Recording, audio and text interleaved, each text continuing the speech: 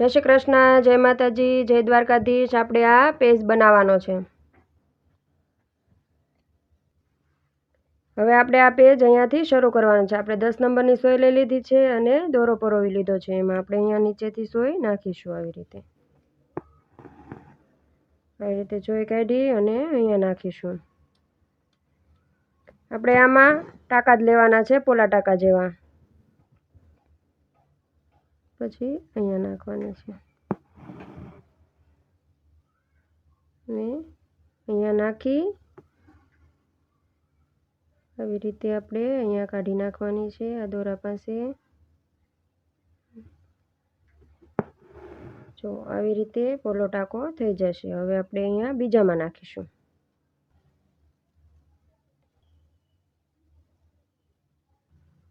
હવે આપણે આ પીળા કલરનું થઈ ગયું છે, આ પાછું બીજા કલરનું કરવાનું છે। આપણે બીજો દોરો લઈ લીધો છે।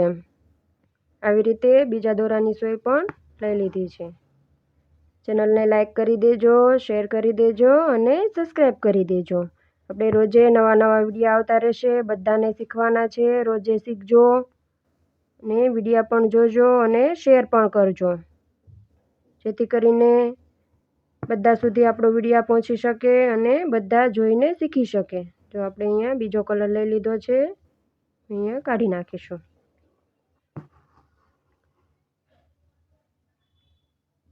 હવે આપણે નીચેનું પીળો કલર કર્યો એવું આ નીચેનું પીળા કલરનું કરવાનું છે। આપણે પીળી સોય પણ છે જ અહીંયા આપણે લઈ લઈએ। અહીંયાથી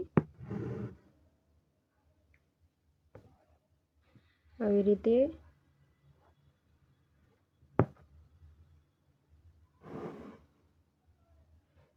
બધા પાંખડા આવી રીતે આપણે બે કલરમાં કરી લેવાના છે।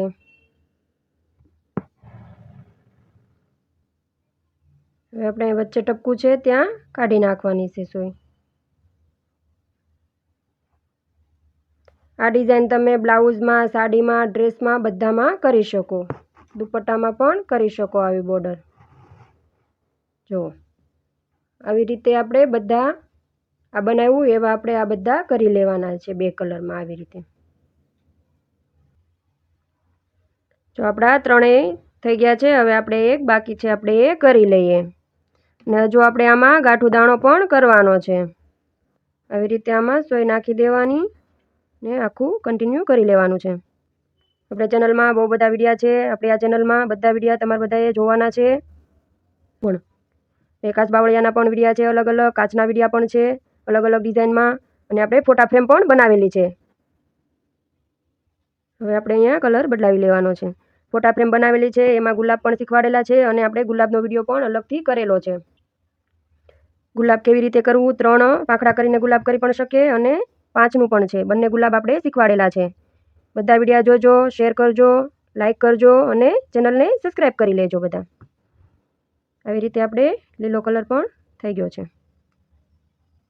નીચે સોય ખેંચી લેવાની છે।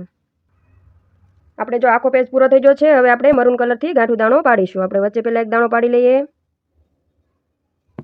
વચ્ચે સોય કાઢી હવે આપણે ગાંઠું દાણો પાડવાનો છે। આવી રીતે એ વીંટી લેવાનું છે।